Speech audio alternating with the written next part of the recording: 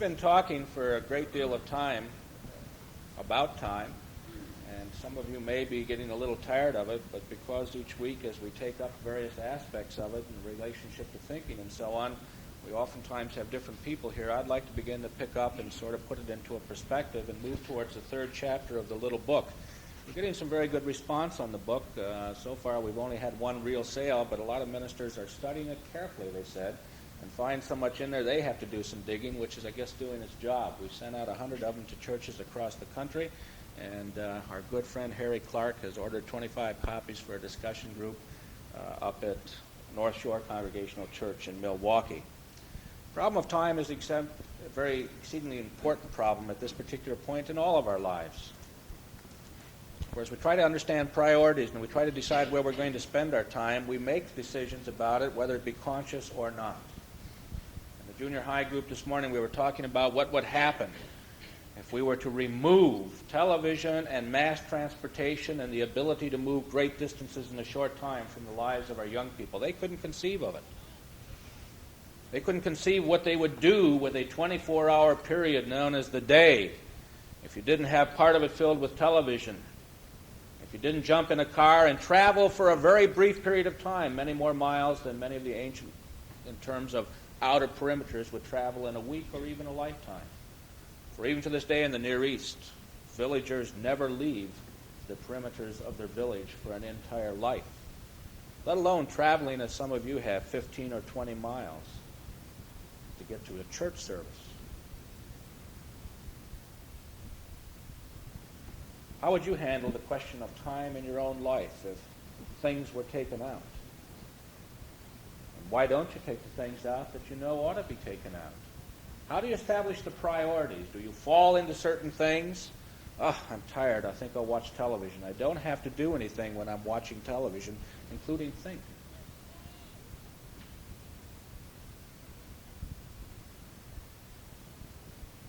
It's one of the difficult things. For time has many dimensions, and how we measure time and how we measure ourselves and how we measure our involvement with time is one of the things that has intrigued philosophers, theologians, scientists, and all of us from time immemorial. As a matter of fact, if all goes well, the basis of our discussions here will be my doctoral dissertation, the biblical dimension of time and its application. Part of it you'll get today. Albert Einstein arrived in this country in the 1930s. He had just gotten through spelling out the old-time theory of relativity. Does anybody understand the theory of relativity as spelled out by Einstein? Wonderful. I can be the expert there. I always hate to speak like somebody knows more than I do. I have no understanding of the theory of relativity. None whatsoever. Having said that, I will now brilliantly expound it to you. Einstein was asked by a newspaper reporter upon arriving in this country, Dr. Einstein, can you please tell us what the theory of relativity is about in language that a layman can understand? Einstein basically said, you've got to be kidding. But the newspapermen reportedly went on and pushed him, and Einstein said, according to all normal understanding of life in space and on Earth, if you were to remove matter, you would still have time and space. The theory of relativity says if you remove matter, you have also removed time and space.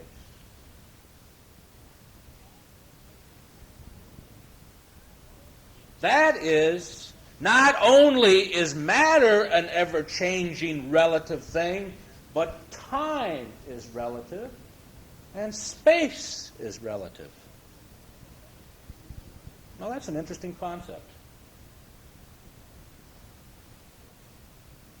For we have a tendency to measure our passing of time by change, but we don't have a tendency to look upon the importance of time focusing around that change.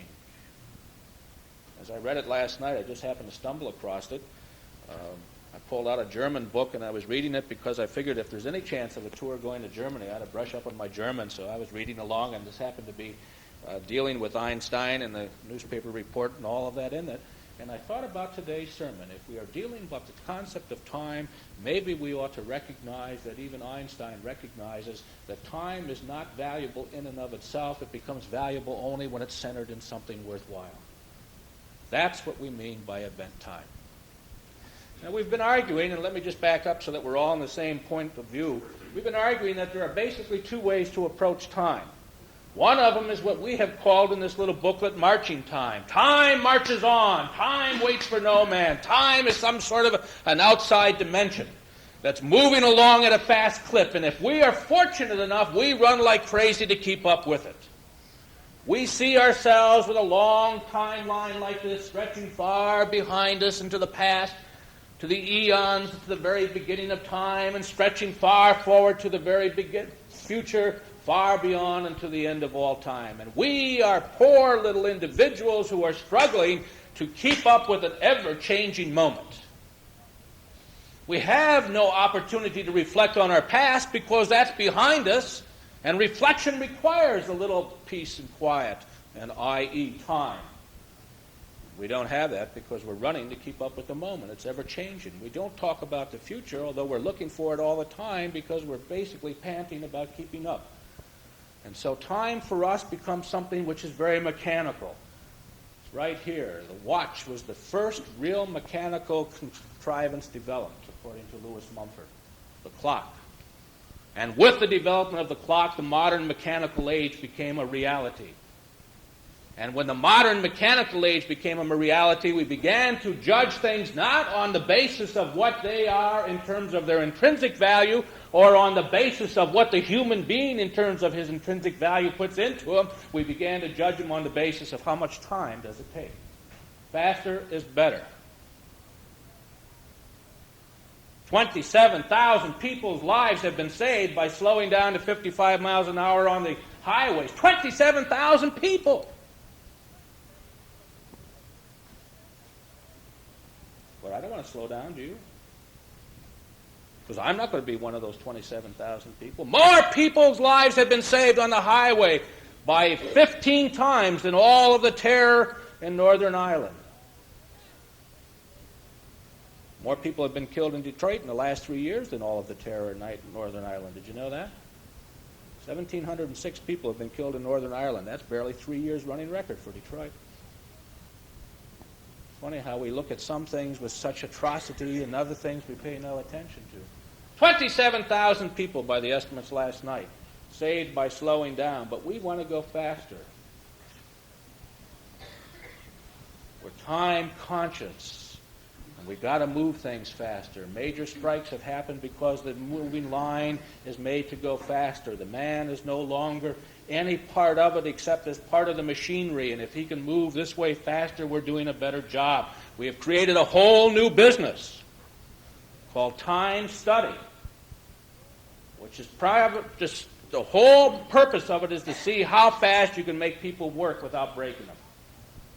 Now, they'll tell you differently, I know. They've got all kinds of things in it, but you people in industry know exactly what that is. How fast can we make somebody move along with the machinery, which is technically capable of moving at any speed, so that they can do what they have to do without breaking them or making them feel that we're making them work that hard? It's called time study, efficiency. It's all nice, clever ways to make man ever more a machine. And his present moment passes ever faster. And he walks along that timeline or runs or gasps along it, depending, and has almost no opportunity to reflect upon his existence, upon his output, or to ask some of the fundamental questions. Why am I doing this? Who cares? And where am I going? He is a product of what is called in this week's paper by a young psychologist, psychiatrist, the Hellenic. He's a Hellenistic being. He's a Greek, not in terms of religion or ethnic background, but in terms of driving towards wanting to know everything into a hard, fixed little pattern. Somehow or another, if we can put people into these little patterns and run life very tightly, we have achieved that which we desire. I was thinking last night as I was working on this, and I apologize, or some of this is probably old and some of it's a little hazy with me because it keeps growing. What's the difference between the man who is a craftsman and a man who works on the production line? Have you ever asked yourself that question? There's no doubt about it that a machine-produced thing is probably, in most instances, far better than a hand-produced. But we talk about a craftsman. And what makes a craftsman are the mistakes, the imperfections, right? In a sense. But what makes it more than that? It's the personal identity. When you hold something created by a craftsman, you not only are holding something created by him, but you're holding a portion of him, a part of his identity. Am I right? That's why the name Paul Revere on something means something. That's why the bowls that are handcrafted or hand-blown glasses or whatever, where the name of the craftsman is on it, means something, because it's part of his existence. And he feels a pride because that's his. It does not matter whether it took him 10 minutes to fix it or 10 hours or 10 days. The pride is in what has been accomplished. But on the production line of life, it doesn't matter whether you're working in a motor production line or in an office production line or the whole host of other production lines, including teaching, which is becoming more and more a production line of marching kids through the classes on given times, or the production line of news broadcasting. It's a familiar story to you how you can always get the news in exactly the same amount of time every night, regardless of what's happening. We force everything into that mold, and we don't have any pride of putting in, of participating, of sharing ourselves. Why? Because that linear time marches on and it goes without us. But the fact that we can even talk about it raises another approach to time, which is the event time. What is most significant in your life? The fast that you can move along, or how fast you can go, or how many places you can be at one day? Driving in West Bloomfield, that's it. This is the most beautiful study of a people who have gotten caught up and believe that speed and linear time is the only thing of value. Just driving down Middle Belt here. People cutting inside all along, throwing up rocks, rushing to get somewhere. Where are they going to go? What are they going to do when they get there? Except talk about how quickly they got there. Why is it we're so proud? I only took 20 minutes to drive there. Well, what difference would it make if it took 22? Or are you better if you make it in 18? What'd you see along the way? See, I saw the police cars and slowed down for them. That's a significant event. God help us! Why don't we talk about and experience what's going on around us by not worrying about how long it takes, but by doing it? Now, it's frustrating to other people. David drives me nuts. Takes David anywhere from 5 minutes to an hour to get home from school. 5 minutes if he's really got something in way of a significant event, and an hour if he doesn't. It's fun. I go out and watch for him. He walks along. All the kids are gone. I don't know where they've disappeared to. All by himself. He was whistling, singing, stops and looks up in the trees, and I'll go down and meet him. I say, "What are you looking at?" "Oh, I'm just watching that tree there. Isn't that interesting?" There's a bunch of rare branches and all that. But he focuses on what's going on around him. And I found myself saying to him, "David, you got to be getting home. Get home, get home." And suddenly it taught me, no, why should he get home? Why should he be forced into the mold that the quicker you get home, the better it is? Why shouldn't he experience what's going on and make life not a time-marching, watch-conscious thing, but an event where you deal with life in the widest, openest possible experience? That's what event time is. It's a time which focuses not on how long it takes you to do something, but on the significance of what you're doing. It's a time which does not put things into this sequence, but deals with it in terms of the significance. It's a time which says, "Gee, is 4 hours gone already? I was so busy I didn't even notice it." It's not the time that says, "Oh, I've got another 4 hours before." Now, not every event is a significant event. Not every event changes our lives, and we defined a significant event as one which ultimately changed our lives drastically. But every action of life can become centered upon the event. 2 weeks ago, some of us went to hear a woman read a paper for ordination. It was an abominable paper. It was not very good. It was not very thought-provoking or thoughtful. It was full of trite phrases that meant nothing, that she didn't understand. And that's the best I can say about it. If you want the worst, I can analyze it point by point. One of the ministers stood up and said, "Oh, she certainly must have spent a lot of time working on that. That is, if she spent 15 hours on it, it was a good paper. If she spent 15 minutes on it, it wasn't a good paper. And the significance of the paper itself was lost on whether or not she spent a certain amount of time in preparation." Or the other approach would say, let's look at that paper. Was it significant? Did it do what she wanted it to do? Did it accomplish what she was capable of? If it did, then it was okay. My problem was it didn't. It did not reflect her abilities. It did not reflect her consciousness. It did not reflect her experience. It did not reflect her understanding of life. And therefore it failed. Whether she spent 2 days, 2 years, or 2 minutes on it. Well, that's sort of the approach. The Hellenic or Hellenistic approach is one that says everything goes into a careful little mold, and the other one says hang loose and enjoy. And the Hellenic society said the Hebrew person is viewed as messy and unreliable. The Hebraic tends to view the Hellenistic person as closed, uptight, pompous, moralistic, not moral, moralistic. Got rules and regulations and statements about everything regardless of what the situation is, and they are forced into that little bit. The Hebraic person is oriented towards love at the expense of work. Oh, some of you can click that one off, can't you? It's amazing. I don't want to make any real drive on this one particular thing, but the number of wives that complain that men are married to their jobs. Exactly it. Whereas the fully Hellenic person is orientated towards work at the expense of love. Now, of course, the ideal situation is when you can do both. And it takes a certain amount of each. You can't have an either-or. You've got to have a certain amount of ability to put things into order and to put them into a sequence so that they get done somewhat efficiently. You've got to have an ability to think carefully, and you've got to have an ability to love. No one person is one or the other. But the question that I'm raising for you is, what are you predominantly? Are you predominantly an individual who puts things into focus by looking at them and saying, that was a tremendous experience, or are you the kind of individual that puts things into focus and talks about them in terms of how much time it took?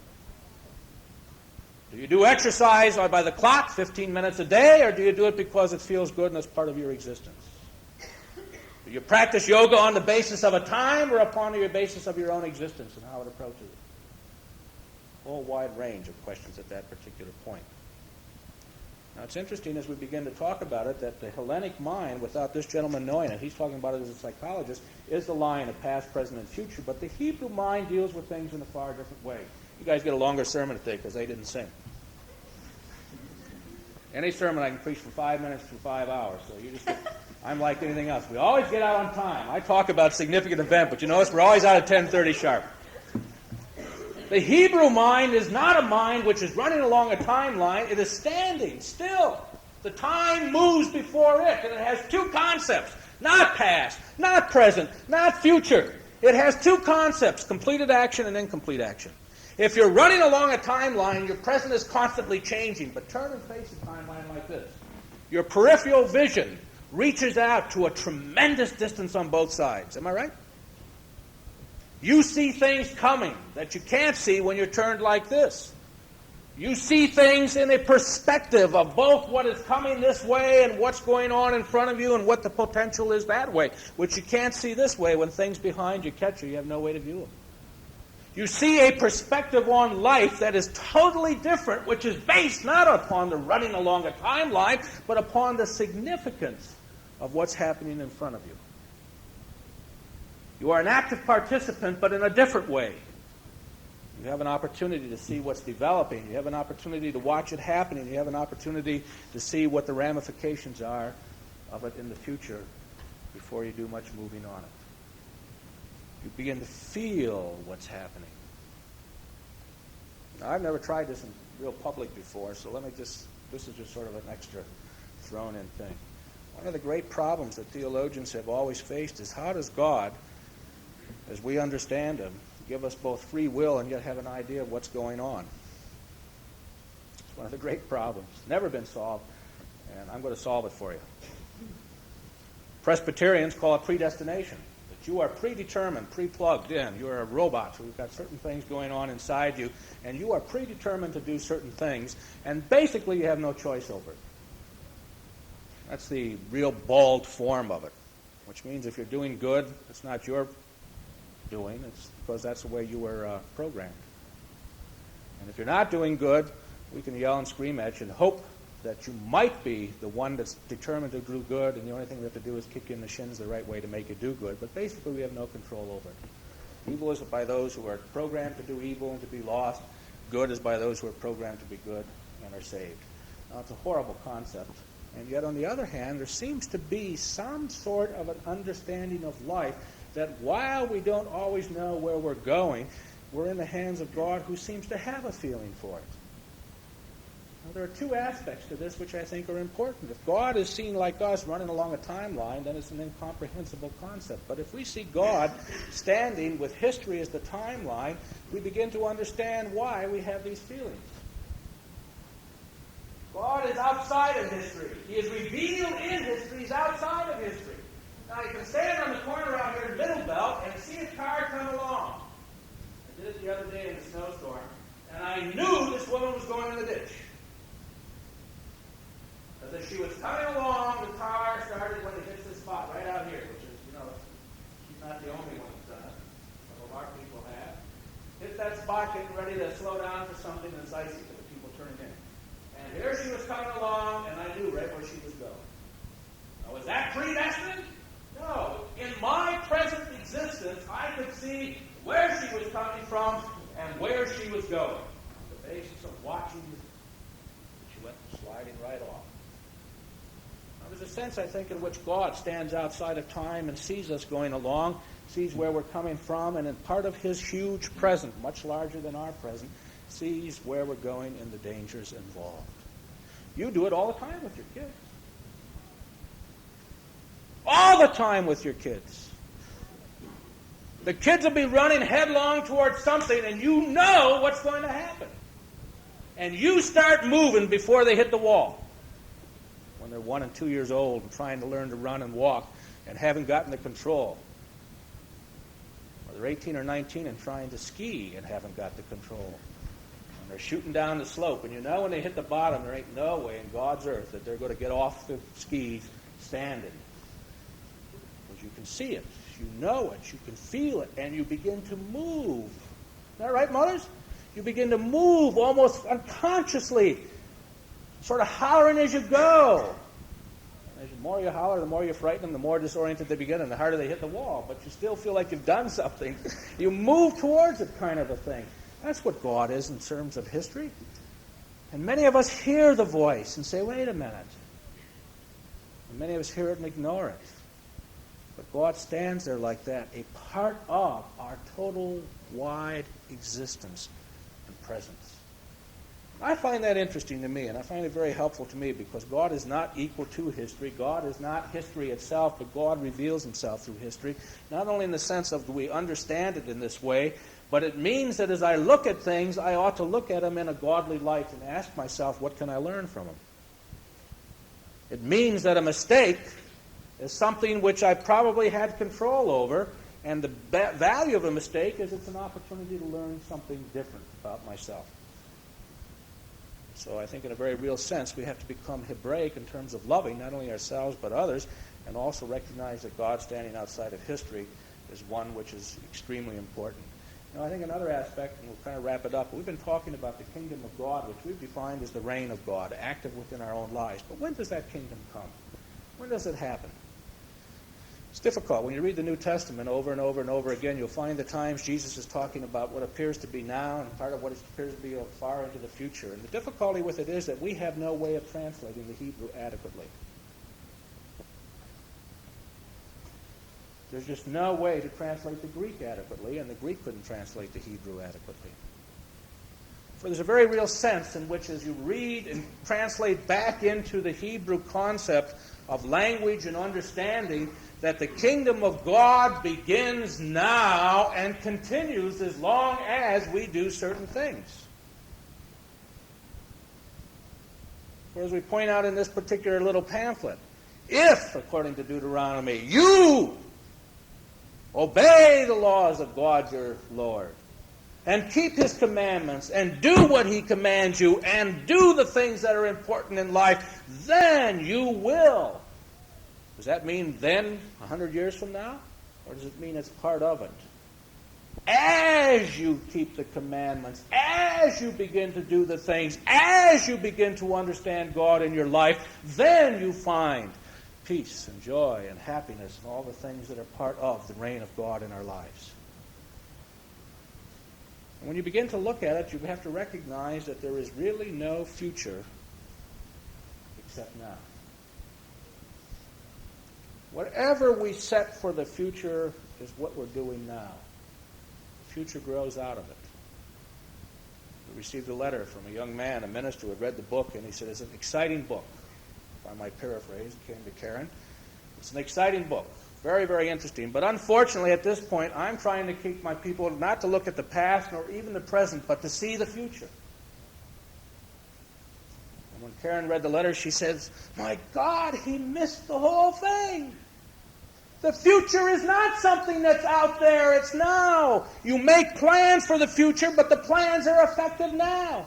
You cannot separate yourself from the now to see something out there that doesn't grow out of this. This is true of every aspect of our life. Try to teach something totally different to people than what they've had any experience with, and you know it's wrong. Education is predicated upon a slow building of from where you are to where you're going. Take somebody from one school system and put them into another where they don't have the same basis and they have to learn all of the prerequisites before they can do it. Am I right, teachers? You cannot teach except that you build upon what has already been learned. It's fundamental to all of life, whether it be kids or whether it be adults or whatever it is.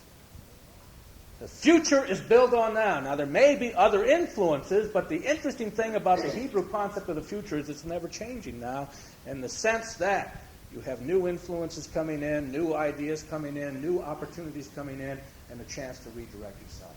You are not locked once and for all into a commitment. Every step of our life is a chance to rethink and readjust. So that as we look to the future, as we set goals, as we try to understand what's happening in life, we constantly reflect upon where we are and where we're going, and along this long timeline, what the potentials are, and make our decisions on that basis. That's living a controlled life. That's making the future now. That's recognizing that what we are now becomes what we're going to be in the future.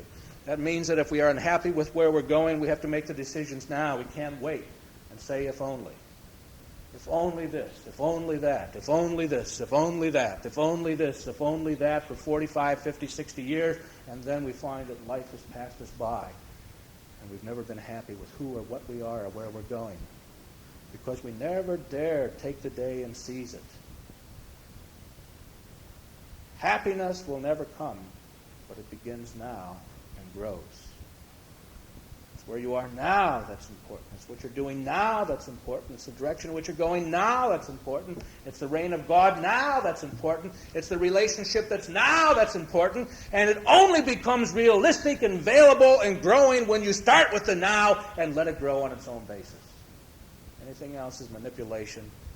Anything else is destruction. Well, as you begin to look at your own lives, do you establish precedent on how long it takes you to do certain things? Are you proudful of that? It took me 3 hours to make this dress or 4 hours to do that? Or do you say, isn't that a beautiful thing? You know what I've normally found in my own life? This is purely me. I'm not making judgments for anybody else. The more I talk about how long it took me to do it, the less satisfactory it was.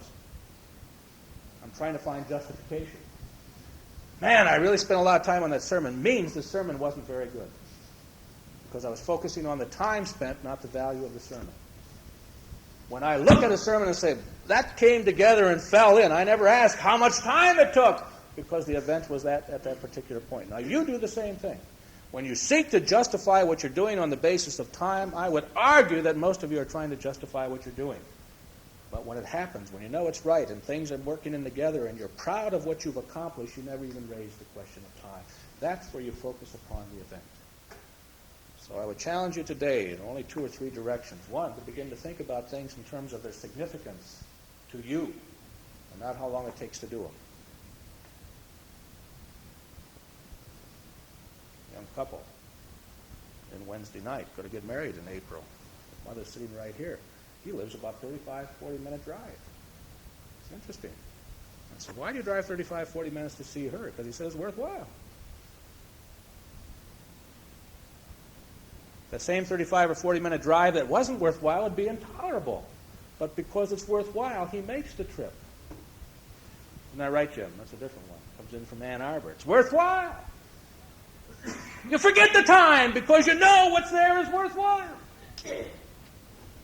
Secondly, as you begin to look at what you are and where you're going, make the decisions and grab hold of the day now. Never tell me that I'm going to be happy in such and such a time. Be happy now. Never tell me I'm going to be happy if only. Be happy now. Work with it now. Work it out now. And if there's some reason that you can't be happy now, find out what it is and solve it now. It's not going to change. And you all know it. The only way you can live it is to understand in the Hebraic sense. And I'll allow the Hellenistic. I'm organized. I always get things done not on everybody else's schedule, but on my own. We always have a bulletin. We always have a newsletter that's ready to go out on time. The machine breaks down. Well, I never know quite how, but it all falls together because it's not a priority to me. It's one of the things that has to be done, and I kind of wait until I get everything I need to make it right. The problem is that each of you has the capability of signifying in events in your life to make it real, to make it meaningful. And as you share it together, as you begin to talk about it together, as these groups meet, and as they work some of these things out, every single group has gone in different directions with different ideas, with different concepts, with different hopes, which means the pamphlet is doing what it should do. For what it ought to do is stimulate you to think about your life. And that's the most important thing of all. God is, He is in your life, and you have the opportunity of going with God. When you go with God, it won't mean that the way is easy, but at least you know that you've got the potential of making it what you can and learning from it what you can. For whenever anything happens to you, as you reflect upon it, you see the significance of that event by what you have learned from it.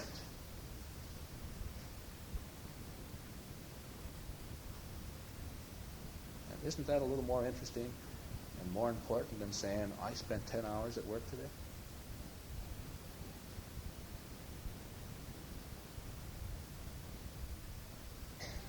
Have one of your kids who doesn't know the